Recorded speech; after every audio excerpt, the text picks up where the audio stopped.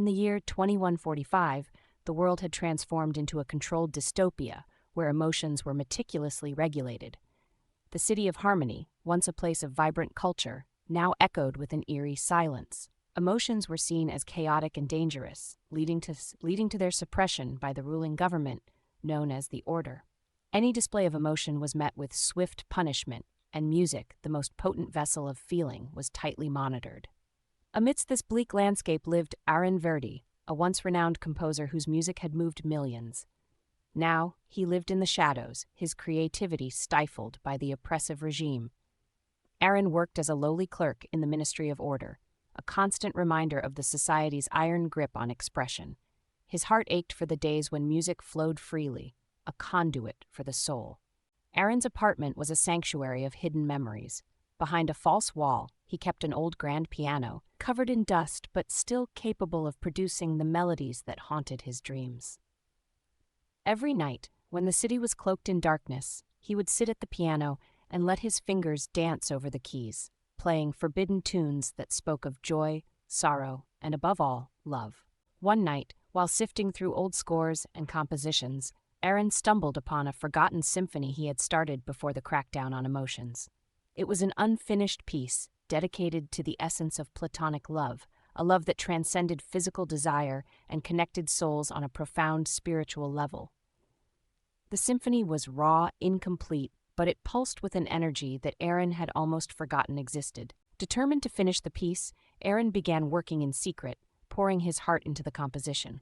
He knew that if the Order discovered his activities, it would mean certain death. Yet, he couldn't suppress the urge to create, to bring forth a symphony that embodied the purest form of love in a world starved of emotion. As Arin's symphony took shape, so did his resolve.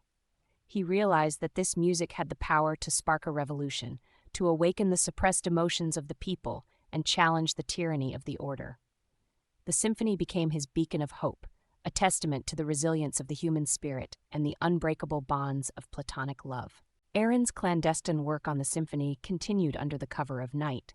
By day, he maintained his facade as a compliant citizen, avoiding suspicion from the Order. The fire within him burned brighter with each note, fueling his rebellion against the emotionless society. One evening, Arin found a cryptic note slipped under his door. "Your music can change the world.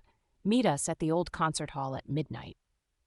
The note was signed with the symbol of the euphonic resistance. Intrigued and hopeful, Arin went to the abandoned concert hall and met Liora, the leader of the resistance, and other members.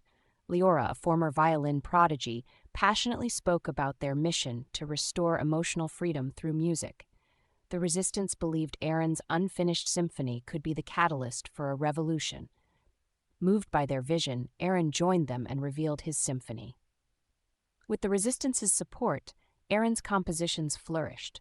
They gathered musicians in hiding, rehearsing in abandoned buildings and hidden basements. The music they created was a whispered rebellion against the Order's silence. As the symphony neared completion, the resistance's resolve grew stronger. They planned to perform the Platonic Symphony and broadcast it to the entire city, bypassing the Order's surveillance systems. The symphony would reach the hearts of the people, awakening their suppressed emotions and igniting a revolution. Arin, now a key figure in the resistance, worked tirelessly with Liora and the musicians. The symphony became a beacon of hope, a testament to the resilience of the human spirit and the unbreakable bonds of Platonic love. They knew that the performance would be a pivotal moment in their fight for emotional liberation, setting the stage for a profound change in harmony. The night of the performance approached with palpable tension. The resistance chose an old underground theater for the debut of the Platonic Symphony. The venue, though decayed, retained its perfect acoustics for the powerful symphony. Word of the secret performance spread through whispers and coded messages. Those yearning for emotional freedom gathered, their hearts filled with anticipation. The night before the performance, Arin stood before his makeshift orchestra, a diverse group of musicians who had risked everything. As they rehearsed the final movement, Arin felt a profound connection with each musician. The music spoke to their souls, and Liora, with her violin, played with a passion that resonated through the hall. On the day of the performance, the theater filled with people eager to witness the rebellion. Hidden cameras, placed by the resistance, would broadcast the symphony to every home in Harmony. Arin stood before his orchestra, his heart pounding with fear and exhilaration. The lights dimmed and the theater fell into silence. Arin raised his baton and the Platonic Symphony began. The music flowed like a river, capturing the essence of Platonic love. The audience was enraptured, their suppressed emotions breaking free. As the final movement approached, the music reached a crescendo. The symphony's climax was a powerful affirmation of love's resilience, a defiant cry against the order. Tears streamed down the faces of the audience as the symphony touched the deepest parts of their souls. The performance ended, leaving the audience in awe. The Platonic Symphony had achieved its goal. It had awakened the people's emotions and ignited a revolution that would challenge the tyranny of the order. The stage was set for the echoes of revolution to resonate throughout Harmony and beyond. The performance of the Platonic Symphony sent shockwaves through Harmony. The broadcast reached every corner of the city, bypassing the order's control and awakening the suppressed emotions of its citizens. For the first time in years, people felt the full spectrum of their emotions: joy, sorrow, love, and anger. The reaction was immediate and profound. People took to the streets, their hearts filled with newfound courage and determination. They gathered in public squares, singing songs of rebellion and reciting poems of freedom. The music of the Platonic Symphony had ignited a revolution, and the people were ready to fight for their right to feel. The order, caught off guard by the sudden uprising, responded with force. They attempted to quell the rebellion with their enforcers, but the spirit of the people was unbreakable. The euphonic resistance, bolstered by the success of the symphony, led the charge, organizing protests and coordinating acts of defiance. Arin, now a symbol of the revolution, continued to compose music that inspired and united the people. He wrote songs of hope and resilience, his melodies spreading like wildfire through the city.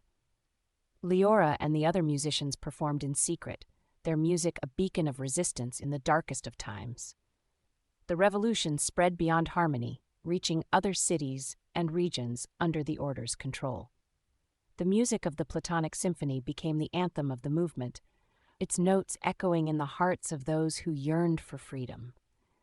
The people were no longer willing to live in a world without emotions, and they fought with a passion that could not be extinguished.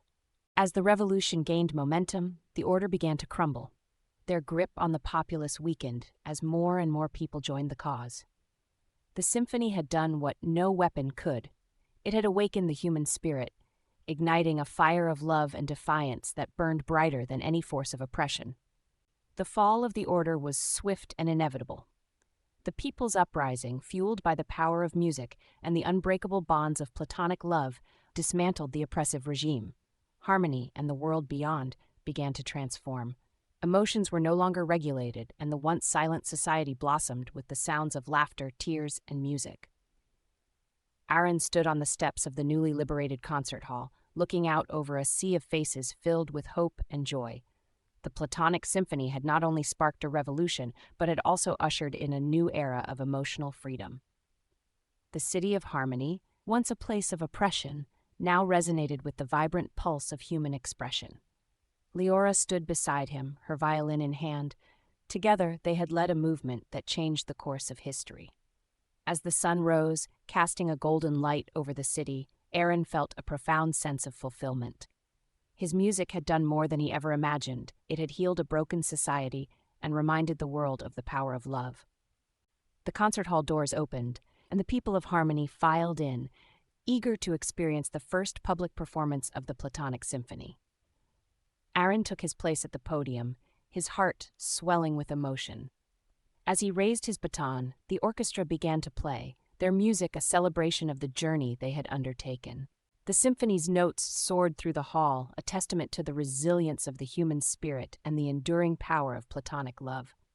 The audience, no longer afraid to feel, embraced the music with open hearts. Tears flowed freely, and smiles lit up faces as the melodies touched the deepest parts of their souls. As the final notes of the Platonic Symphony echoed through the hall, Arin knew that this was only the beginning. The world had been changed forever, and the journey of emotional liberation would continue. The power of music and the essence of Platonic love had proven unstoppable, and a new dawn of freedom and expression had begun.